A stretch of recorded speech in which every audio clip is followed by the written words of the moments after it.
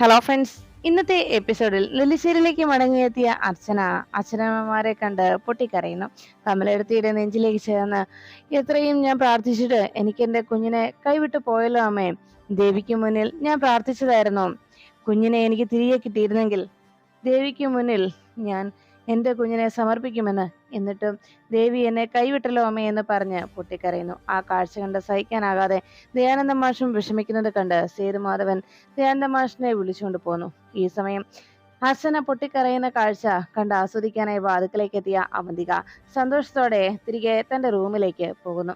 എന്തു പറഞ്ഞ് അർച്ചനയെ ആശ്വസിപ്പിക്കണമെന്നറിയാതെ ആതിരയും അരികിലിരുന്ന് സങ്കടപ്പെടുന്നു. പിന്നീട് കാണുന്നത് സച്ചി കാർത്തികിനെ കാണുവാനായി എത്തി.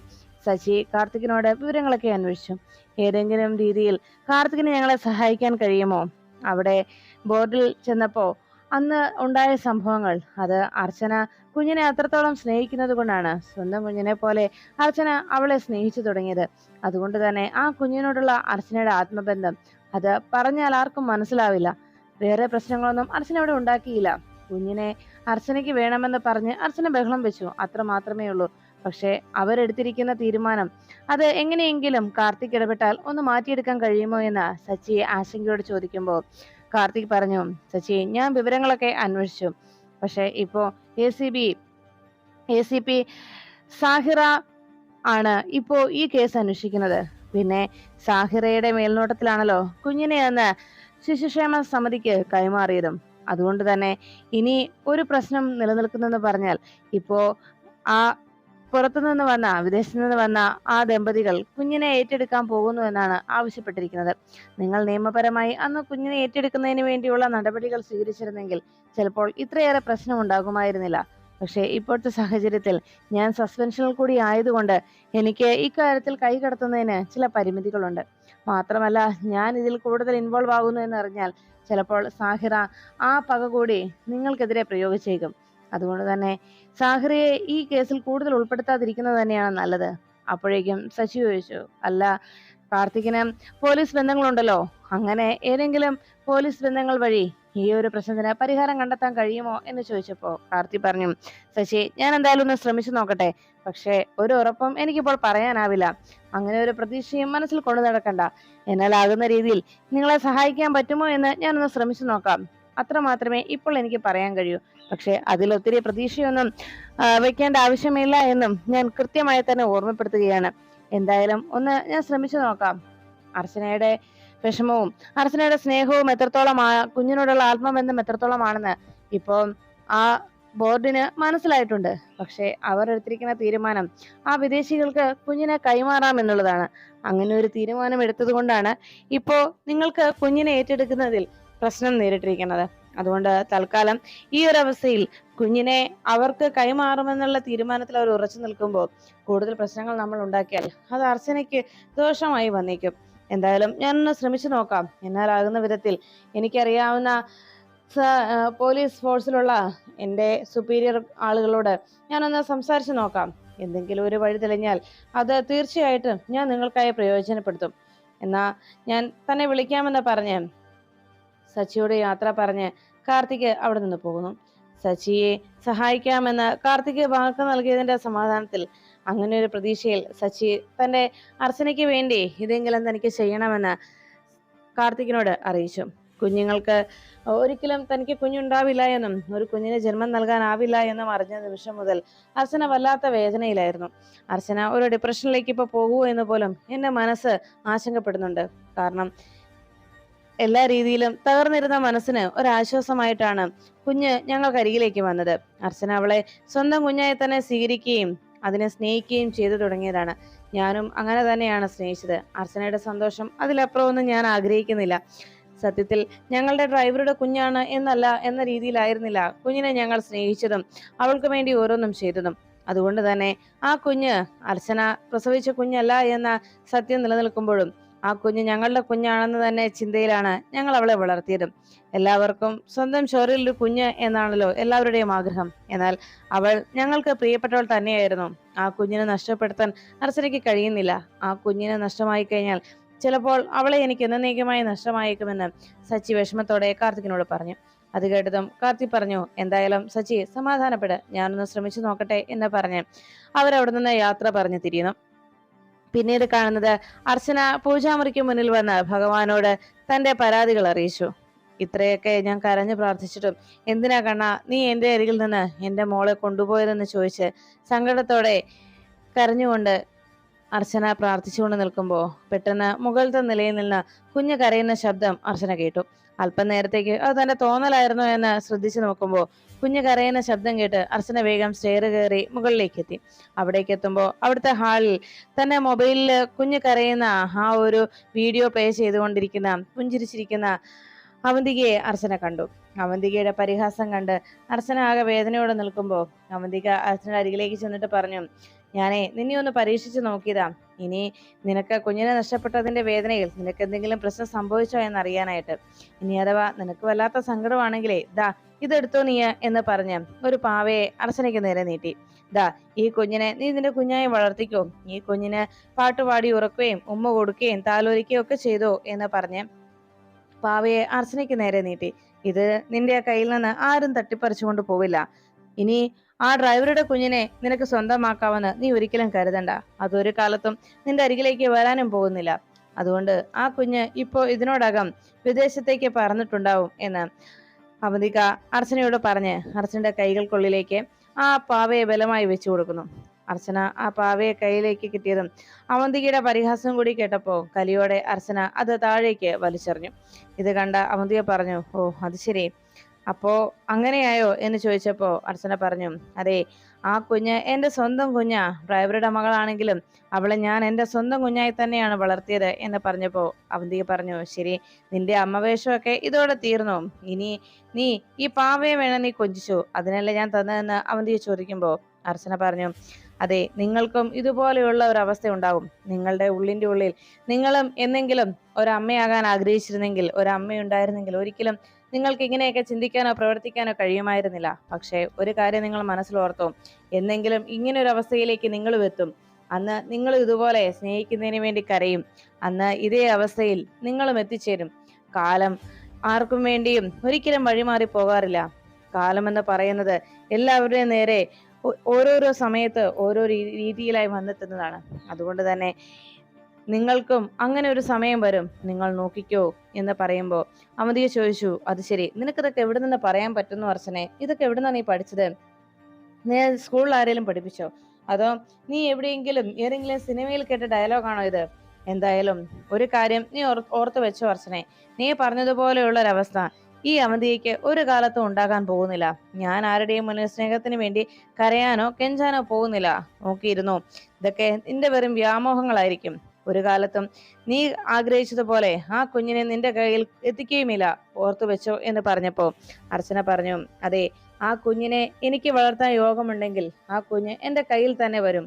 ഞാൻ അതിനെ സ്നേഹിച്ചത് സത്യമാണെങ്കിൽ, ഞാൻ ഈശ്വരനെ വിശ്വസിക്കുന്നത് സത്യമാണെങ്കിൽ ആ കുഞ്ഞിനെ എന്റെ കയ്യിലേക്ക് ഈശ്വരൻ എത്തിക്കും.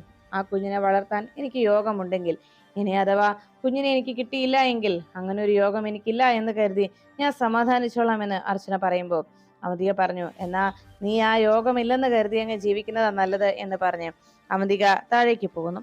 അർച്ചന പിന്നാലെ താഴേക്ക് എത്തുമ്പോൾ ആ ഡൈനിങ് ടേബിളിന് മുകളിൽ കിടക്കുന്ന ആ പാവയെ കണ്ട് അത് കയ്യിലെടുത്ത് തന്റെ കുഞ്ഞിനെ കുറിച്ച് ഓർത്തു പോന്നു.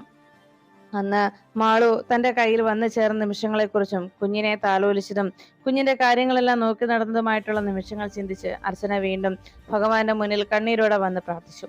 പിന്നീട് കാണുന്നത് നെല്ലിശ്ശേരിയുടെ മുറ്റത്തേക്ക് ഒരു പോലീസ് ജീപ്പ് വന്നു നിന്നു. ആ ശബ്ദം കേട്ട വാതിക്കലേക്ക് എത്തിയ ആതിര പോലീസുകാർ ഇറങ്ങി വരുന്നത് കണ്ടതോടെ ഭയത്തോടെ വേഗം അകത്തേക്ക് ഓടി. അച്ഛാ എന്ന് വിളിച്ചു. റൂമിലായിരുന്ന സേതുമാധവൻ പുറത്തേക്ക് ഇറങ്ങി വന്ന് കാര്യം അന്വേഷിക്കുമ്പോഴേക്കും ആതിര പറഞ്ഞു, അച്ഛാ അതാ പോലീസ്. പോലീസോ? അതെന്താ എന്നിങ്ങനെ ചോദിച്ചപ്പോ പെട്ടെന്ന് അവർ അകത്തേക്ക് കയറി വന്നു. ഇവിടെ അർച്ചനയുണ്ടോ എന്ന് ചോദിച്ചതും സേതുമാധവൻ പറഞ്ഞു, ഉണ്ടല്ലോ. എന്താ സാർ, എന്താ പ്രശ്നം എന്ന് അന്വേഷിച്ചു. അതെ, കഴിഞ്ഞ ദിവസം ഒരു ഓർഫനേജിൽ ചെന്ന് അർച്ചന പ്രശ്നം ഉണ്ടാക്കിയില്ലേ, അതിന്റെ കാര്യങ്ങൾ അന്വേഷിക്കാൻ വന്നതാണ് എന്ന് പറഞ്ഞപ്പോ സേതുമാധവൻ പറഞ്ഞു, സർ, അത് ഇത്രയും നാൾ ആ കുഞ്ഞിനെ നോക്കിയിരുന്നത് അർച്ചനയാണ്, അവളാണ് വളർത്തിയത്. അതിന്റെ ഒരു വിഷമത്തിലാണ് അന്ന് അങ്ങനെയെല്ലാം ഉണ്ടായത്, അല്ലാതെ അവൾ മനഃപൂർവ്വം ഒന്നും ചെയ്തതല്ല എന്ന് പറഞ്ഞപ്പോ ഉടനെ പോലീസ് പറഞ്ഞു, ഞങ്ങൾ ഓർഫനേജിൽ പോയി കാര്യങ്ങൾ അന്വേഷിച്ചു. ഞങ്ങൾക്ക് കാര്യങ്ങൾ മനസ്സിലായി. എന്തായാലും ACP പറഞ്ഞതനുസരിച്ച് ഇവിടെ വന്ന് അർച്ചനയുടെ മൊഴി എടുക്കണമെന്ന് പറഞ്ഞു. അതിന് അവരുടെ മൊഴി എടുക്കുന്നതിന് വേണ്ടിയാണ് ഞങ്ങൾ ഇവിടേക്ക് എത്തിയത് എന്ന് പറഞ്ഞപ്പോ സേതുമാധവൻ ചോദിച്ചു, അല്ല സാർ അറസ്റ്റ് മറ്റോ ആണോ എന്ന് ചോദിച്ചതും, അറസ്റ്റ് ഒന്നുമല്ല, ഞങ്ങൾക്ക് ചില കാര്യങ്ങൾ അറിയണം. ആ കുട്ടിയെ വളർത്താനായിട്ട് ഒരു വിദേശ ദമ്പതികൾ തയ്യാറായിട്ടുണ്ട്. അതിന് കുഞ്ഞിന്റെ ഡീറ്റെയിൽസ് അറിയണം. അതിനുവേണ്ടിയാണ് കുഞ്ഞുമായി അടുത്തിടപഴകുകയും കുഞ്ഞുമായിട്ട് കൂടുതൽ അടുത്തിടപഴകിയിട്ടുള്ളത് അർച്ചനയാണല്ലോ. അതുകൊണ്ടാണ് അർച്ചനയോട് വിവരങ്ങൾ അന്വേഷിക്കാൻ ഞങ്ങൾ വന്നത്. അപ്പോഴേക്കും ആതിര വേഗം തന്നെ അർച്ചനയുടെ അരികിലേക്ക് എത്തി. ചേച്ചിയെ കാണാനായി പോലീസ് വന്നിട്ടുണ്ട് എന്ന് പറഞ്ഞതും ആതിര ആകെ ടെൻഷനോടെ പറയുന്നത് കേട്ട് അർച്ചന ചോദിച്ചു, പോലീസോ? എന്തു പറ്റി, എന്താ കാര്യം എന്ന് അന്വേഷിച്ചപ്പോ ആതിര പറഞ്ഞു, ചേച്ചിയോട് എന്തൊക്കെ കാര്യങ്ങൾ ചോദിച്ചറിയാനാണെന്നാണ് അവർ പറഞ്ഞത്.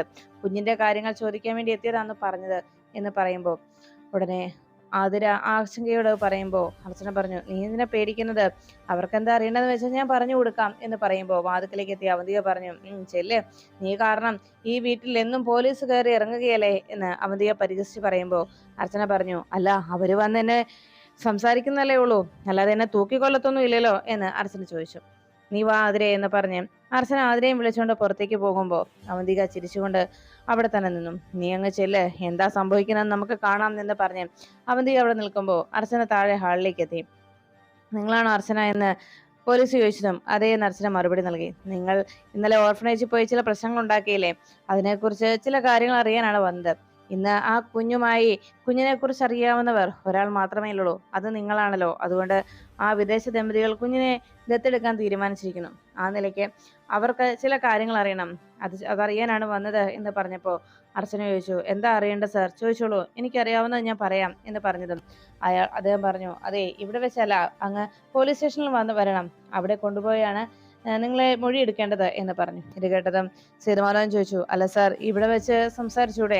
അർച്ചന ഇപ്പോ ആകെ വിഷമത്തിലാണ്, കുഞ്ഞിനെ നഷ്ടപ്പെട്ടതിന്റെ വേദനയിൽ അങ്ങനെ കഴിയുന്ന ആളാണ്, അതുകൊണ്ടാ എന്ന് പറഞ്ഞതും ഉടനെ പോലീസ് പറഞ്ഞു, അതെ സാർ, വേറെ അറസ്റ്റും മറ്റു കാര്യങ്ങളൊന്നും അല്ല, തൽക്കാലം ഇവരുമായി സ്റ്റേഷനിൽ ചെന്ന് ഇവരുടെ മൊഴി എടുക്കണം, അത്ര മാത്രമേ ഉള്ളൂ, ഞങ്ങൾ തിരികെ ഇവരെ എത്തിക്കുകയും ചെയ്യാം എന്നറിയിച്ചു.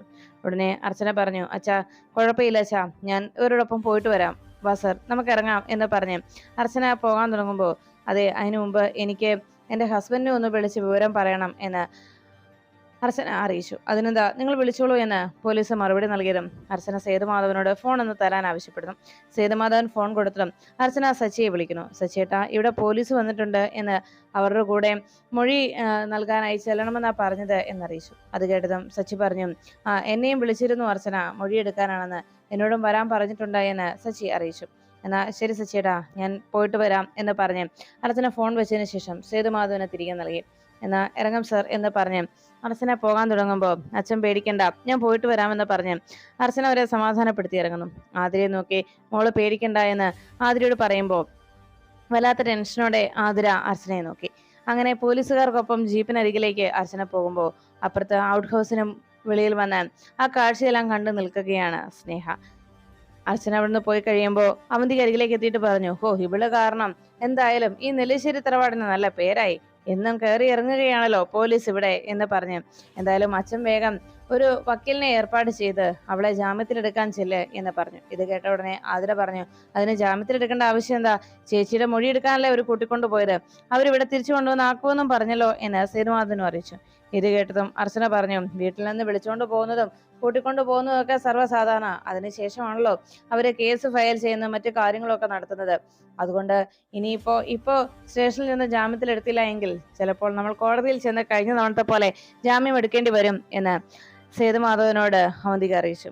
എന്തായാലും എന്ത് സംഭവിച്ചാലും നമുക്കാണ് നാണക്കേടെന്ന് പറയുമ്പോൾ ആതിര ആകെ ടെൻഷനോടെ വേഗം ആ ജീപ്പ് അവിടെ നിന്ന് പോയോ എന്നറിയാനായി വാതിക്കലേക്ക് ഓടിയെത്തി. പിന്നാലെ സേതുമാധവനും നെല്ലിശ്ശേരിയുടെ മുറ്റത്തേക്ക് വന്നു നോക്കി.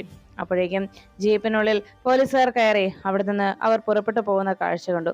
ആകെ വിഷമത്തോടെ ആതിര തിരികെ മുകളിലേക്ക് കയറിപ്പോയി. സേതുമാധവനും സങ്കടത്തോടെ കയറി പോകുമ്പോൾ അപ്പുറത്ത് മാറി നിന്നിരുന്ന സ്നേഹ വേഗം വാതിക്കലേക്ക് എത്തി. അച്ഛനൊന്നും നിന്നേ, അല്ല ഇപ്പോ ഈ നടക്കുന്നത് കണ്ട് ആർക്കും നെല്ലിശ്ശേരിക്കൊന്നും യാതൊരു മാനക്കേടും ഇല്ലല്ലേ? എന്റെ കാര്യം വന്നപ്പോഴാണല്ലോ നെല്ലിശ്ശേരി തറവാട്ടിലുള്ളവർക്കെല്ലാം നാണക്കേടും മാനക്കേടും ഉണ്ടായിരുന്നത്. ഇതിപ്പോ നല്ല പേരും പ്രശസ്തിയാണല്ലോ നൽകുന്നത് ഇവിടുത്തെ മരുമകൾ, അല്ലേ അച്ഛാ എന്ന് ചോദിച്ച് സ്നേഹ അകത്തേക്ക് കയറി പോന്നു. സ്നേഹയുടെ ചോദ്യത്തിന് മറുപടി നൽകാനാകാതെ തല കുനിച്ചു നിൽക്കുകയാണ് സേതുമാധവൻ. അതിനുശേഷം അർച്ചന നേരെ സ്റ്റേഷനിലേക്ക് എത്തുമ്പോൾ അവിടെ അർച്ചനയെ ചോദ്യം ചെയ്യുന്നതിന് വേണ്ടി പോലീസുകാർ തയ്യാറായി നിന്നു. ആദ്യം തന്നെ അർച്ചന അകത്തേക്ക് ചെന്നതും അർച്ചനയ്ക്ക് ഒരു റോസാപ്പൂ അവർ സമ്മാനിച്ചു. എന്താ കാര്യം എന്നറിയാതെ അർച്ചന അതിശയത്തോടെ നോക്കുമ്പോൾ ഇതെന്താ സംഭവം, മൊഴിയെടുക്കാനാണെന്ന് പറഞ്ഞ് പോലീസ് ഇവിടേക്ക് കൊണ്ടുവന്നത് എന്തിനാണെന്നറിയാതെ ആശ്ചര്യപ്പെട്ട അർച്ചന നിന്നു. അല്പസമയത്തിന് ശേഷം അർച്ചനയോട് അവിടെ വെയിറ്റ് ചെയ്യാനായി അതിൽ ഒരു ഉദ്യോഗസ്ഥ വന്ന് അറിയിച്ചു. എന്താണെന്നറിയാതെ എല്ലാവരും അങ്ങനെ അതിശയപ്പെട്ട് നിൽക്കുമ്പോൾ അർച്ചനയ്ക്ക് അരികിലേക്ക് കാർത്തിക്കും മീനാക്ഷിയും കൂടി എത്തി. പിന്നാലെ സച്ചി അവരുടെ കുഞ്ഞുമായിട്ട് എത്തുന്നു. സച്ചി കുഞ്ഞിനെയും കയ്യിൽ പിടിച്ച് അർച്ചനയ്ക്ക് അരികിലേക്ക് എത്തിയത് കണ്ട് അർച്ചന വളരെ പ്രതീക്ഷയുടെ അരികിലേക്ക് ഓടിച്ചെന്നു. കുഞ്ഞിനെ കയ്യിലെടുത്ത് അർച്ചന സന്തോഷത്തോടെ കുഞ്ഞിനെ കൊഞ്ചിക്കുമ്പോൾ ആ കാഴ്ച കണ്ട് കാർത്തിക്കും മീനാക്ഷിയും നോക്കി നിന്നു. എന്താ സംഭവം എന്നറിയാതെ അതിശയത്തോടെ കുഞ്ഞിനെ കിട്ടിയ സന്തോഷത്തിൽ സച്ചിയെ പോലും ശ്രദ്ധിക്കാതെ അർച്ചന കുഞ്ഞിനെ കൊഞ്ചിക്കുമ്പോൾ സേതുമാധവന്റെയും വീട്ടുകാരുടെയും ഒക്കെ പ്രാർത്ഥനയുടെ ഫലമായി അർച്ചനയ്ക്ക് ഭഗവാൻ തിരിച്ച് ആ കുഞ്ഞിനെ സമ്മാനിച്ചുവെന്ന് മീനാക്ഷി അരികിലേക്ക് എത്തി പറയുന്നു. ചേച്ചി, അർച്ചനയുടെ പ്രാർത്ഥനയുടെ ഫലമാണ് ഇപ്പോൾ ഈ കുഞ്ഞിനെ തിരികെ ലഭിച്ചതെന്നും വിദേശത്ത് നിന്ന് വന്ന ദമ്പതികൾ എന്ന് പറയുന്നവർ കുഞ്ഞുങ്ങളെ തട്ടിക്കൊണ്ടു പോകുന്ന ഗാങ്ങിൽ പെട്ടവരായിരുന്നു എന്നുള്ള സത്യം തിരിച്ചറിഞ്ഞുവെന്നും അങ്ങനെ പോലീസ് അവരെ പിടികൂടിയെന്നും അതുകൊണ്ട് കുഞ്ഞിനെ നിങ്ങൾക്ക് തന്നെ നിയമപരമായി കൈമാറാനാണ് കോടതി വിധിയായിരിക്കുന്നത്. ഇപ്പോ സസ്പെൻഷൻ ആയിരുന്നില്ല, കാർത്തിയെ തിരികെ ACP ആയി വീണ്ടും ജോലിയിൽ പ്രവേശിക്കുകയും ഈ കേസിന്റെ അന്വേഷണം കാർത്തിക് ഏറ്റെടുക്കുകയും ചെയ്തിരിക്കുന്ന സന്തോഷ വാർത്ത കൂടി അവർ അറിയിച്ചു. അതോടെ കുഞ്ഞിനെ എന്നേക്കുമായി ഇനി ഒരിക്കലും തനിക്ക് നഷ്ടമാവില്ല എന്ന സന്തോഷവും കുഞ്ഞിനെ ഉടൻ തന്നെ നിയമപരമായി സ്വന്തമാക്കാൻ സാധിക്കുമെന്നുള്ള സന്തോഷത്തിൽ കുഞ്ഞുമായി അർച്ചനയും സച്ചിയും തിരികെ നെല്ലിശ്ശേരിയിലേക്ക് മടങ്ങുന്നു.